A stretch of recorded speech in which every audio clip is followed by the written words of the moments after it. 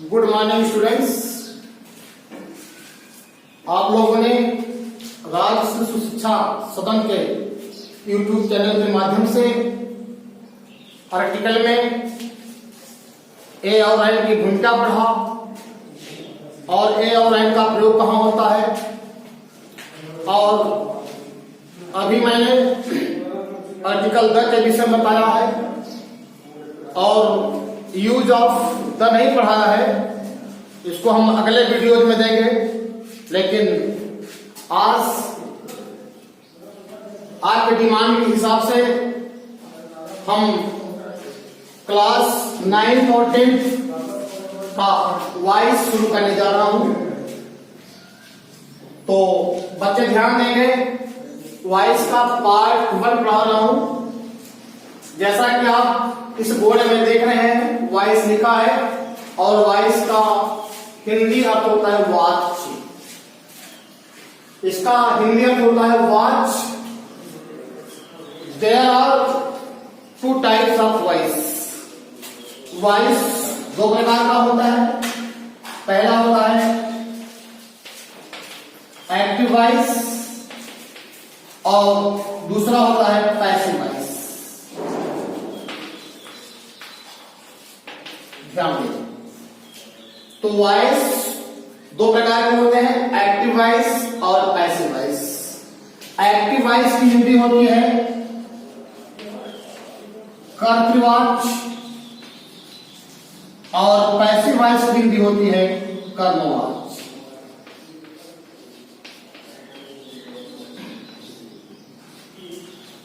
तो वॉइस 2 तरह की होती है, एक्टिव वॉइस जिसको हम हिंदी में कर्तृवाच कहते हैं, और दूसरा होता है पैसिव वॉइस जिसको हम हिंदी में कर्मवाच कहते हैं।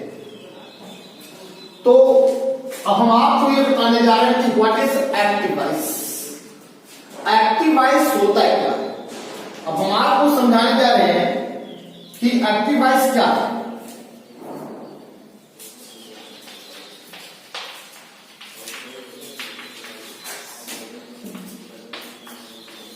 देखें, ये मेरा प्रश्न है, एक्टिव वॉइस क्या।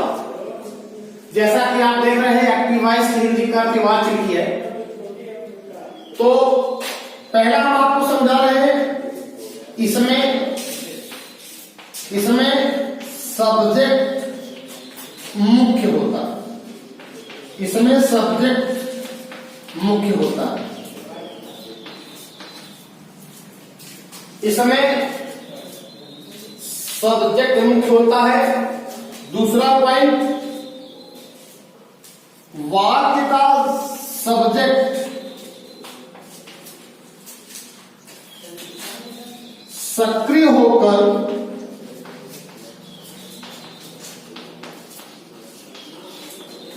क्रिया का कार्य करता है।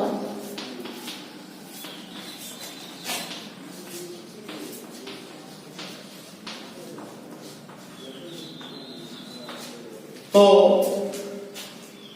एक्टिव वॉइस क्या है, आपने पढ़ा इसमें सब्जेक्ट मुख्य होता है और वाक्य का सब्जेक्ट सक्रिय होकर क्रिया का कार्य करता है। तो ये रहा आपका एक्टिव वॉइस। और पैसिव वॉइस क्या होता है, ध्यान दें।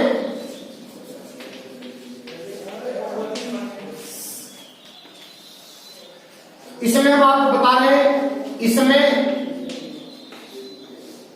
कर्म मुख्य होता है। ध्यान देंगे, पैसिव वॉइस में क्या होता है, इसमें कर्म मुख्य होता है जिसको हम इंग्लिश में ऑब्जेक्ट कहते हैं। इसमें सब्जेक्ट निष्क्रिय होकर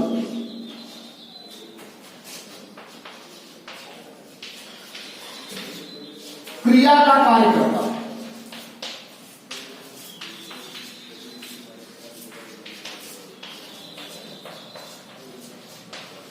देखें, तो एक्टिव वॉइस क्या है, इसमें सब्जेक्ट मुख्य होता है और वाक्य का सब्जेक्ट सक्रिय होकर क्रिया का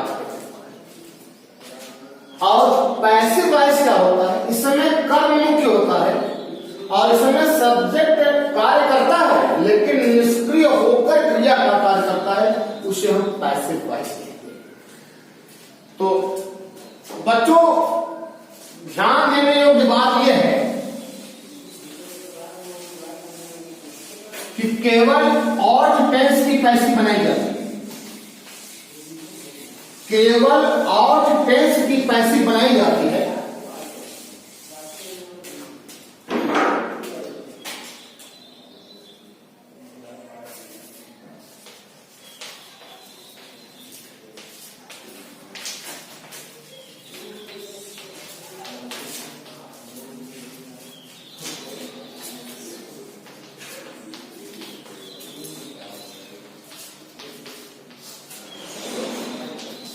केवल ऑड टेंस की पैसिव बनाई जाती है। इसका फॉर्मूला बहुत इजी है, हम आपको सिंपल तक कॉम्प्लेक्स पढ़ा रहे हैं, कॉम्प्लेक्स टू सिंपल नहीं पढ़ा रहे हैं, ध्यान देंगे।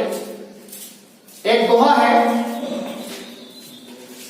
कर्ता को कर्म, ध्यान देंगे, कर्ता को कर्म, कर्म को कर्ता, कर्ता को कर्म, कर्म को कर्ता, नए कर्म के पहले बाई,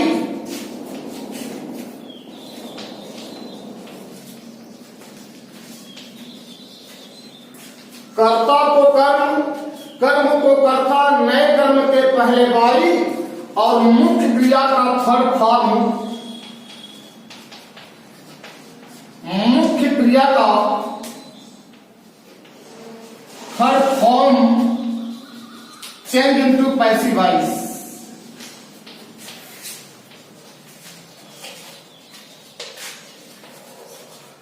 केवल यही पढ़ाई, ये पढ़ाई पूरी हो चुकी।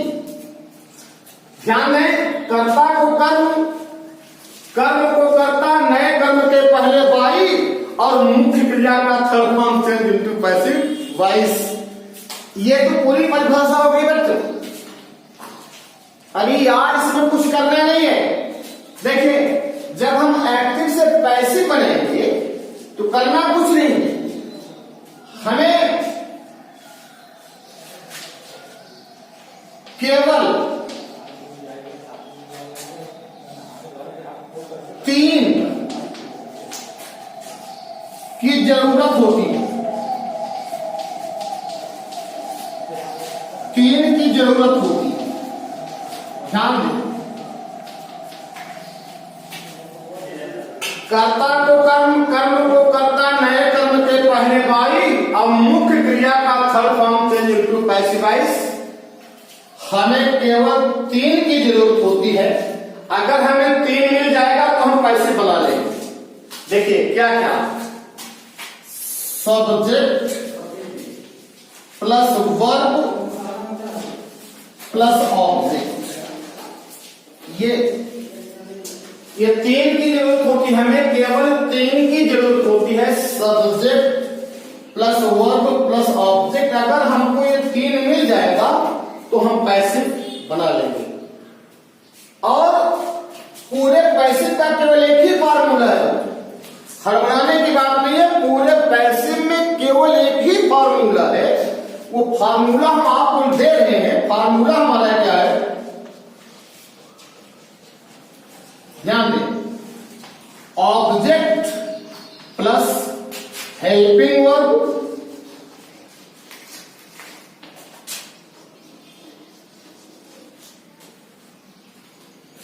Plus third form plus by plus subject का ऑब्जेक्ट। ये देखिए फार्मूला बन के रेडी।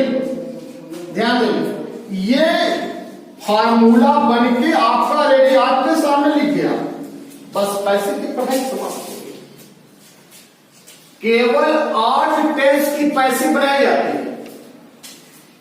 कर्ता को कर्म, कर्म को कर्ता, नए कर्म के पहले बाई और मुख्य क्रिया का third form change into passive voice. हमें केवल 3 की जरूरत होती है।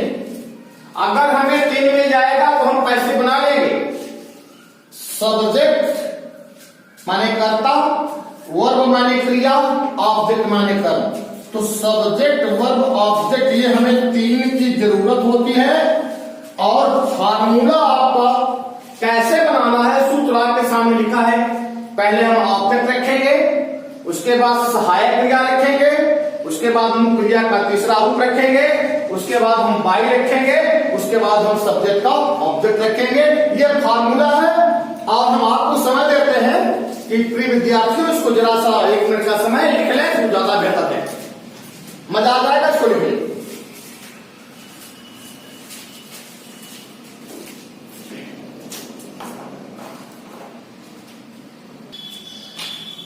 तो आप एक्टिव से पैसिव बनाना सीख रहे हैं। और इधर बाएं साइड में ब्लैक बोर्ड में लिखा है, इधर सब्जेक्ट डाला गया है, इधर ऑब्जेक्ट। आई का सब्जेक्ट मी होता है, आप जानते हैं। वी का सब्जेक्ट अस होता है, यू का सब्जेक्ट यू होता है, ही का ऑब्जेक्ट हिम होता है, सी का ऑब्जेक्ट हर, दे का ऑब्जेक्ट देम और इट का ऑब्जेक्ट इट होता है और नेम का नेम ही होता है। आई उधर जाएगा तो मी हो जाएगा, मी इधर आएगा तो आई। ये प्रोसेस सबके लागू है। तो इसमें पैसिव इतना सरल है कि इसे पैसिव बनाना इतना इजी तरीका है कि केवल हमें 3 की जरूरत होती है, सब्जेक्ट वर्ब और ऑब्जेक्ट। अगर हमें ये 3 मिल जाएगा तो हम पैसिव बना लेंगे। और फार्मूला आपके सामने इस बोर्ड पे लिखा गया है कि ऑब्जेक्ट हेल्पिंग वर्ब जिसको हम सहायक क्रिया कहते हैं, मुख्य क्रिया का तीसरा रूप, और बाई और सब्जेक्ट का ऑब्जेक्ट। जैसा कि आपने सुना कि कर्ता को कर्म, कर्म को कर्ता, नए कर्म के पहले बाई और मुख्य क्रिया का third form change into passive voice, ये लिखा है। तो आइए हम आपको समझाते हैं। पहला टेस्ट लेके चलते हैं, ध्यान देंगे। यदि वाक्य में मुख्य क्रिया का पहला रूप, मुख्य क्रिया का पहला रूप अर्थात present and definite,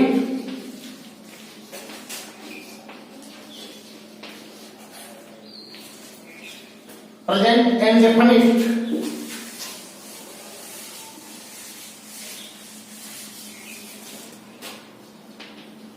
present and definite हो तो देखें, यदि वाक्य में मुख्य क्रिया का फर्स्ट रूप अर्थात प्रेजेंट इंडेफिनिट हो तो सहायक क्रिया बराबर, ध्यान देंगे, इज, एम और। ए बच्चों, अरे यार इज और एम का बहुवचन आर होता है। इज एम का बहुवचन आर होता है। यदि वाक्य में मुख्य क्रिया का पहला रूप अर्थात प्रेजेंट इंडेफिनिट हो तो सहायक क्रिया बराबर इज, एम और निकलती है। अब हम आपको समझा रहे हैं, केवल 2 मिनट में समझा रहे हैं। जैसे एक सिंपल एग्जांपल लीजिए, जैसे अगर हम ये कहें सी राइट्स अ लेटर, वह एक पत्र लिखती। कुछ करना है क्या, आ जाइए आपको पढ़ना। 1 मिनट के ऊपर आइए, जल्दी देखें। सब्जेक्ट, ये आपका सब्जेक्ट सी मिल गया, ये आपका सब्जेक्ट हो गया। और देखिए वर्ब है ना, तो ये राइट्स आपका क्या हो गया, वर्ब हो गया, ठीक। और ऑब्जेक्ट ए लेटर क्या हो गया आपका, ऑब्जेक्ट हो गया। तो पैसे बनाने के लिए हमें तो केवल 3 की जरूरत होती है, सब्जेक्ट वर्ब और ऑब्जेक्ट। तो सी राइट्स ए लेटर में सी आपका सब्जेक्ट मिल गया, राइट्स आपका वर्ब मिल गया और ए लेटर आपका ऑब्जेक्ट मिल गया। अब आइए यहां पर जो नंबर 1 लिखा है, ध्यान दीजिए, जो वाक्य में मुख्य क्रिया का पहला रूप, तो ये देखिए राइट्स, ये मुख्य क्रिया का पहला रूप, ये पॉइंट मैंने दंड लिया। यदि वाक्य में मुख्य क्रिया का पहला रूप, तो ये मुख्य क्रिया का पहला रूप मिल गया अर्थात ये प्रेजेंट। और आपको टेंस भी नहीं मालूम है, कोई बात नहीं, जाने दीजिए, लेकिन मैंने यहां लिख दिया है कि यदि वाक्य में मुख्य क्रिया का पहला रूप, तो यहां मुख्य क्रिया का पहला ठीक, तो ये क्या हुआ आपका प्रेजेंट इंडेफिनिट टेंस है। तो ठीक है, आपको जानकारी हो गई कि ये लिखा गया वाक्य written sentence is in the form of present indefinite. तो आइए आप, दिक्कत क्या है, फार्मूला क्या जाए ना, पहले हम क्या लिखेंगे, ऑब्जेक्ट। तो आपके सामने ऑब्जेक्ट यहां लिखा है, बदल रहा हूं, ये लिख दिया मैंने अ लेटर, अ लेटर लिख दिया मैंने, अ लेटर लिख दिया। अब हेल्पिंग वर्ब हमें देना है, सहायक क्रिया देना है। तो देख रहे हैं इसमें 3 सहायक क्रियाएं निकली है। बच्चे यही गड़बड़ करते हैं, वो सोचते हैं कि तीनों लगा दे, क्या ऐसा कुछ नहीं है। मैंने बताया इज एम का बहुवचन आर होता है, आर प्लूरल होता है, इज एम सिंगुलर होते हैं। तो अब हम इनमें से तीनों में से एक को रखना है। कौन सी हेल्पिंग वर्ब रखें यार, ये लेकर आपका ऑब्जेक्ट है, लेकिन यहां क्या बन गया आपका, सब्जेक्ट बन गया। क्या बन गया, यहां सब्जेक्ट बन गया। और ये सब्जेक्ट क्या हो गया, सिंगुलर है। ये सब्जेक्ट क्या है आपका, सिंगुलर है। जब सब्जेक्ट सिंगुलर है, अब उसके बाद क्या लिखना है, हेल्पिंग वर्ब। इसलिए हेल्पिंग वर्ब क्या लेंगे, सिंगुलर इज। ये हो गया इज, अ लेटर इज। उसके बाद आपका फॉर्मूला चल रहा है, तीसरा रूप। तो राइट का तीसरा रूप क्या होता है, रिटन लगा दिया मैंने यहां, तो ये लगा दिया रिटन। उसके बाद क्या लिखा है, बाई, बाई लगा दिया। और सब्जेक्ट का ऑब्जेक्ट सी उधर जाए तो क्या हो जाएगा, हर। ये आपका बनकर रेडी हो गया। तो a letter is written by her. और आप ये कहेंगे कि आपने छोटे से वाक्य को समझा दिया। अरे हम बड़े वाक्य भी ले रहे हैं। देखिए, जैसे अगर हम ये लिखें, अगर हम ये लिखें we plant 2000 trees in our college every year, every year।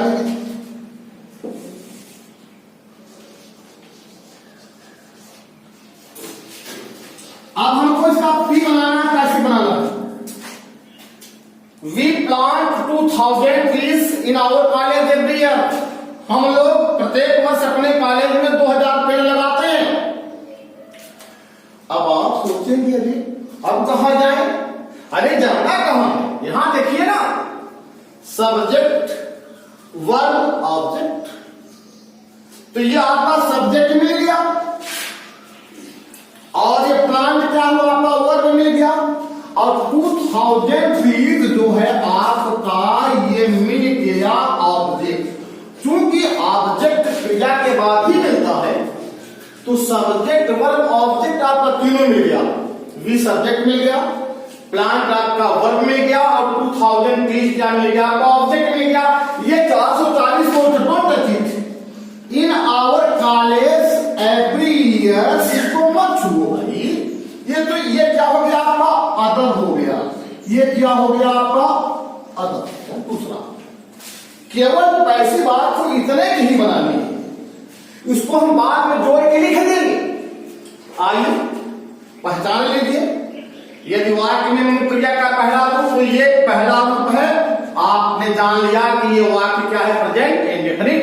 Present indefinite है तो यहां फार्मूला पे आप आ जाइए। पहले हम ऑब्जेक्ट लिखेंगे, तो ऑब्जेक्ट क्या है हमारा, 2000 ट्रीज। तो ये मैंने लिख दिया 2000 ट्रीज। अब हो गया। अब हम सहायक क्या रखेंगे, ईएमआर में संख्या रखेंगे। अरे यार 2000 ट्रीज आपका ये सब्जेक्ट हो गया, ये सब्जेक्ट हो गया, और ये सब्जेक्ट आपका प्लूरल हो गया। ये सब्जेक्ट प्लूरल हो गया। जब सब्जेक्ट प्लूरल हो गया तो हेल्पिंग वर्ब भी प्लूरल लेंगे, इसलिए यहां क्या लिखेंगे हम, और ये लिख दिया मैंने। ये हो गया 2000 ट्रीज। और उसके बाद लिखा है तीसरा रूप, प्लांटेड लिखेंगे। ये लिख दिया मैंने, प्लांटेड लिख दिया।